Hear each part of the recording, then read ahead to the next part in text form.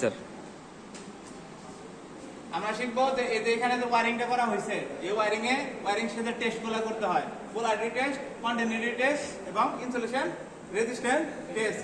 আমরা পোলারিটি যখন টেস্ট করব, পোলারিটি টেস্টের কথা হচ্ছে যে আমাদের এখানে যে লাল তারের সাথে এই ফিউজ সংযুক্ত আছে কিনা, সুইচ হয়ে লোড অবধি আসছে কিনা, এটা হচ্ছে আমাদের পোলারিটি। যখন আমরা পোলারিটি টেস্ট করব তখন আমাদের লোডগুলা খোলা থাকবে।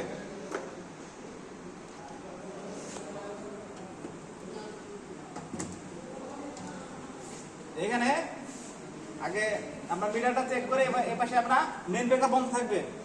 এরপর যদি আমরা ইচ্ছা হয় আমাদের এই ব্রেকারগুলা অন করে দিতে পারি। অন করে দিয়ে আমরা এখানে যে আউটপুট অর্থাৎ ইনপুট, এখান থেকে আমরা এটা চেক দিব। মেইন ব্রেকার বন্ধ থাকবে এবং এবার সাইনা এই যে এইখানে আমাদের ব্রেকার আছে একটা,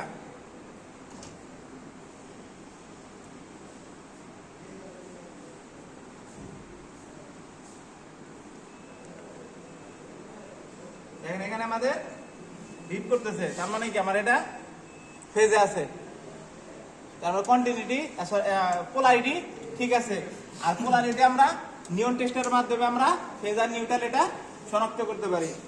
যখন আমরা দেখবো কন্টিনিউটি যখন টেস্ট করব তখন আমাদের সমস্ত লোড লাগানো থাকবে, এরকম লোড লাগানো থাকবে এবং এপাশে আমরা মেইন ব্রেকার বন্ধ, সবসময় আমাদের মেইন ব্রেকার বন্ধ থাকবে। ফেজ এবং নিউট্রাল, অর্থাৎ এখানে আমাদের নিউট্রাল হচ্ছে যেটা এবং ফেজ তার হচ্ছে এই যেটা। এখানে দেওয়ার পর আমরা কি করব, সুইচ দেব।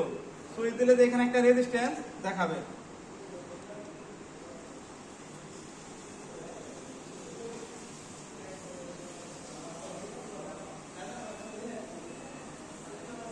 এটা একটা রেজিস্ট্যান্স দেখাচ্ছে, তার মানে আমাদের লাইনটা ঠিক আছে।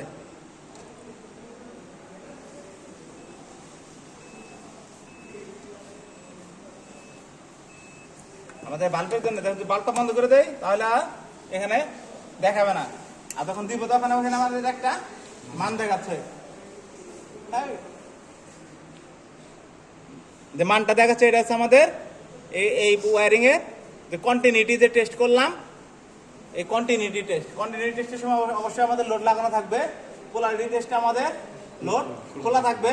আর যখন ইনসুলেশন রেজিস্ট্যান্স টেস্ট করব তখন আমাদের এই লোডগুলা সমস্ত খোলা থাকবে এবং সুইচগুলা অফ থাকবে। এভাবে আমরা এই তিনটা টেস্ট করতে পারি।